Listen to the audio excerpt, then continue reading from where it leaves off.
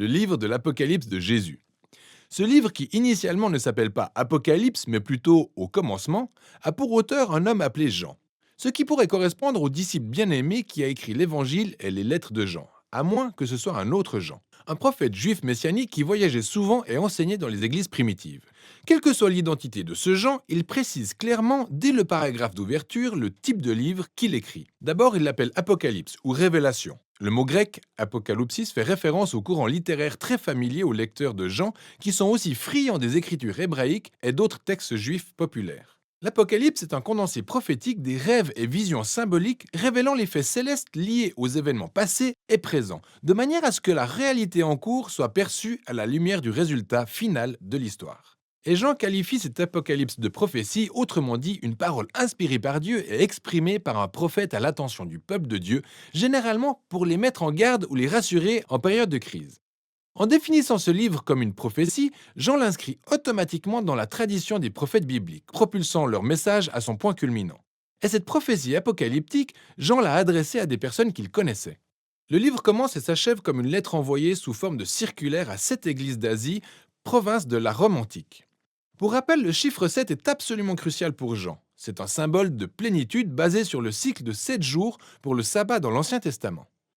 Et Jean a intégré des séries de 7 à chaque partie de ce livre. Avec une telle introduction, Jean a clairement indiqué le sens qu'il voulait que le lecteur saisisse de ce livre. Les apocalypses juives étaient transmises par des symboles en images et en chiffres. Mais ce n'est pas un code secret permettant de prédire la date de la fin du monde. Bien au contraire. Jean se sert constamment de ces symboles tirés de l'Ancien Testament et il s'attend à ce que les lecteurs découvrent le sens de ces symboles en allant consulter les textes auxquels il fait allusion. Et le fait que ce soit une lettre implique que Jean s'en servait pour régler des situations que traversaient ces églises du 1er siècle. Bien que ce livre ait beaucoup à enseigner aux chrétiens des générations suivantes, son sens doit bien s'aligner sur le contexte historique du temps, du cadre et des contemporains de Jean. Ce qui nous amène à la première section du livre, le message de Jésus aux 7 églises. Pendant que Jean était exilé sur l'île de Patmos, il a une vision de Jésus ressuscité et glorifié en roi du monde. Il se tenait au milieu de 7 luminaires flamboyants, et Jean apprend que c'est un symbole représentant les 7 églises d'Asie mineure, une adaptation du livre du prophète Zacharie. Jésus commence à soulever les problèmes spécifiques auxquels chaque église est confrontée. Certaines étaient devenues apathiques en raison des richesses et de l'affluence de leurs membres. D'autres faisaient des compromis, ils mangeaient toujours des repas consacrés aux idoles et couchaient ça et là en plus de fréquenter les temples païens. Mais certaines des églises restées fidèles à Jésus faisaient l'objet de harcèlement et même de violentes persécutions. Mais Jésus prévient que ce n'est que le commencement. Une tribulation va s'abattre sur les églises, les obligeant à choisir entre compromis et fidélité. Du temps de Jean, le massacre des chrétiens de l'empereur romain Néron appartenait au passé, mais les persécutions des chrétiens par l'empereur Domitien étaient vraisemblablement d'actualité. Alors la tentation était de renier Jésus, soit pour éviter les persécutions ou tout simplement pour adhérer aux usages de la société romaine de l'époque. Jésus les encourage donc à rester fidèles pour réussir à surmonter cette situation ou conquérir selon ses propres termes.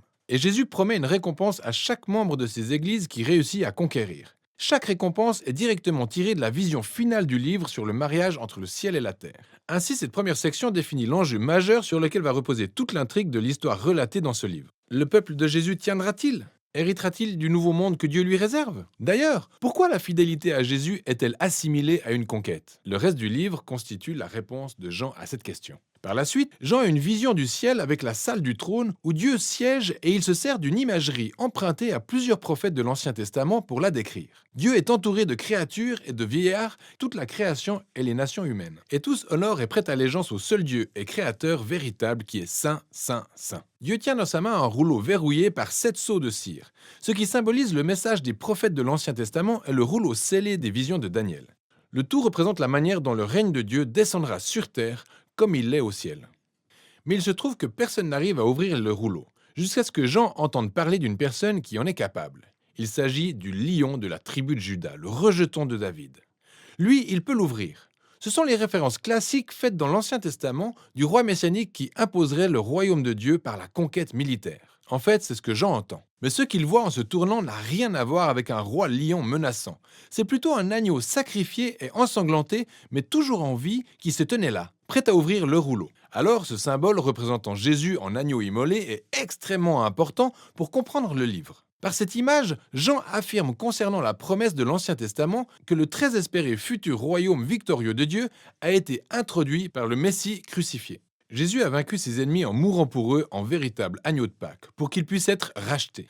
Parce qu'il est ressuscité, la mort de Jésus sur la croix n'était pas une défaite, bien au contraire, c'était son couronnement, le moyen par lequel il a conquis le mal. C'est ainsi que s'achève cette vision, avec l'agneau aux côtés de celui qui est assis sur le trône. Ensemble, ils sont adorés comme le seul véritable créateur et rédempteur. Et l'agneau immolé commence à ouvrir le rouleau. C'est un symbole de son autorité divine, l'habilitant à mener l'histoire jusqu'à son terme. Ce qui nous amène à la section suivante du livre, les 3 cycles de 7. Les 7 sceaux, les 7 trompettes et les 7 coupes. Chaque cycle représente le royaume et la justice de Dieu descendant sur la terre comme au ciel. Certaines personnes pensent que les 3 séries de 7 jugements divins représentent littéralement des événements consécutifs qui se sont déroulés par le passé ou probablement en cours ou encore à venir, lors du retour de Jésus.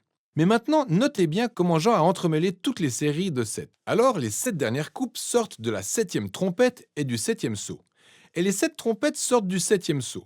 C'est comme des poupées russes. Le dernier de chaque série contient les 7 de la série suivante. Notez aussi que chacune des séries de 7 trouve son aboutissement au jugement final et elles ont toutes des dénouements similaires.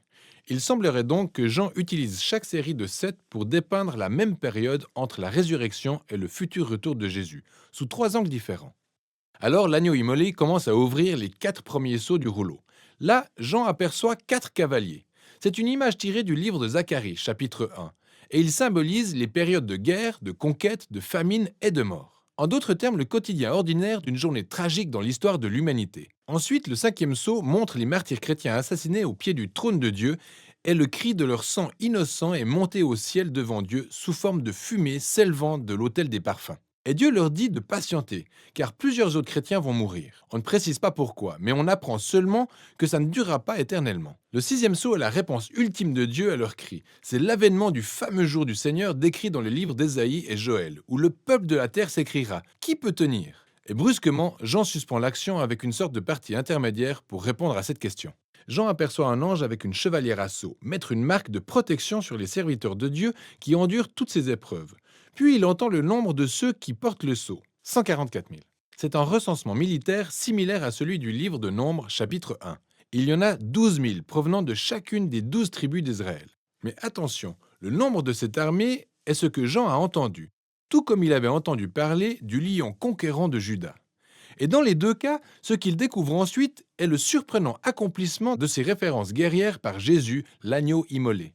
Mais en voyant cette armée messianique du royaume de Dieu, il constate qu'elle est composée de personnes issues de toutes les nations, ce qui accomplit l'ancienne promesse de Dieu à Abraham. Et c'est cette armée multiethnique de l'agneau qui peut tenir devant Dieu parce qu'elle a été rachetée par le sang de l'agneau. C'est désormais une armée appelée à conquérir ses ennemis, pas en les tuant, mais au moyen de sa propre souffrance et de son témoignage, exactement comme l'agneau. Après ça, le 7e et dernier sceau est brisé. Cependant, avant que le rouleau ne soit ouvert, les 7 trompettes d'avertissement apparaissent et du feu est extrait de l'autel des parfums. Ce feu qui symbolise le cri des martyrs est déversé sur la terre, menant le jour du Seigneur à son terme. Autour des 7 trompettes, Jean prend du recul et rappelle à nouveau l'histoire. Mais cette fois avec des images du récit d'Exode. Ainsi, les 5 premiers coups de trompette reproduisent les plaies ayant frappé l'Égypte. Ensuite, la 6e trompette libère les 4 cavaliers révélés par les 4 premiers sceaux. Mais Jean souligne que malgré toutes ces plaies, les nations ne se sont pas repenties, exactement comme Pharaon dans le livre d'Exode. Il semblerait donc que le seul jugement de Dieu ne suffise pas à anticiper une humble repentance de la part du peuple. Ensuite, Jean fait une nouvelle pause avec une autre partie intermédiaire. Un ange apporte le rouleau maintenant débarrassé des sceaux et ouvert par l'agneau. Et tout comme Ézéchiel, il est demandé à Jean de manger le rouleau, puis de proclamer son message aux nations. Enfin, le rouleau de l'agneau est ouvert et on peut maintenant découvrir de quelle manière le royaume de Dieu va venir sur terre. Le contenu du rouleau est révélé dans 2 visions symboliques. Jean voit d'abord le temple de Dieu avec les martyrs près de l'autel, et on lui confie la tâche de le mesurer en excluant certaines parties. C'est un symbole de protection extrait du livre de Zacharie, chapitre 2. Mais les parvis extérieurs donnant sur la ville ne sont pas à prendre en compte car ils seront piétinés par les nations. Pour certains, ce message fait référence à la destruction physique de Jérusalem survenue par le passé ou une autre qui se fera dans l'avenir. Mais Jean se sert vraisemblablement du langage de Jésus et des apôtres qui ont tous fait du nouveau temple un symbole de la nouvelle alliance pour le peuple de Dieu. Dans le cas présent, cette image montre que les disciples de Jésus peuvent être persécutés par les nations, mais cette défaite extérieure n'enlève rien à la victoire remportée par le biais de l'agneau. Cette idée est développée dans la seconde vision du rouleau. Dieu établit 2 témoins comme ses représentants prophétiques auprès des nations. Et une fois de plus, certains pensent qu'il s'agit de deux prophètes au sens littéral, qui feront leur apparition dans un avenir non encore déterminé. Mais Jean les identifie comme étant des chandeliers, un de ces symboles majeurs correspondant aux églises. En fait, cette vision traiterait plutôt du rôle prophétique des disciples de Jésus qui devront reprendre le flambeau de Moïse et d'Élie en appelant les nations et dirigeants idolâtres à revenir vers le seul vrai Dieu. Et subitement, une horrible bête apparaît. Que le lecteur se souvienne de Daniel, chapitre 7. La bête réussit à conquérir les témoins et les tue. Mais ensuite, Dieu ressuscite les témoins et les glorifie sous les yeux de leurs persécuteurs. Suite à ça, plusieurs nations finissent par se repentir et rendre gloire à Dieu, Créateur, en ce même jour du Seigneur. Maintenant, petite pause et prenons un peu de recul par rapport à cette histoire. Les jugements et sanctions de Dieu manifestés à travers les sceaux et trompettes n'ont entraîné aucune repentance des nations, tout comme les plaies d'Exode n'avaient servi qu'à endurcir le cœur de Pharaon. Mais l'agneau, lui, a vaincu ses ennemis en les aimant et en mourant pour eux. Ainsi se trouve révélé le message du rouleau de l'agneau qui n'est autre que la mission de son armée, l'Église. Le royaume de Dieu sera révélé quand les nations verront l'Église imiter l'amour sacrificiel de l'agneau, qui ne consiste pas à tuer ses ennemis, mais à mourir pour eux. C'est la miséricorde de Dieu démontrée par les disciples de Jésus qui conduira les nations à la repentance. Et cette surprenante déclaration est le message du rouleau ouvert que Jean a placé pile poil au centre du livre. Ensuite, la dernière trompette sonne et les nations s'en trouvent secouées à mesure que le royaume de Dieu s'installe sur la terre comme il l'est au ciel. Alors, nous savons maintenant comment l'Église témoignera auprès des nations et héritera de la nouvelle création. Mais qui donc était cette bête terrible qui s'est attaquée au peuple de Dieu et comment l'histoire va-t-elle se dénouer? C'est ce que Jean va nous apprendre dans la seconde moitié du livre de l'Apocalypse.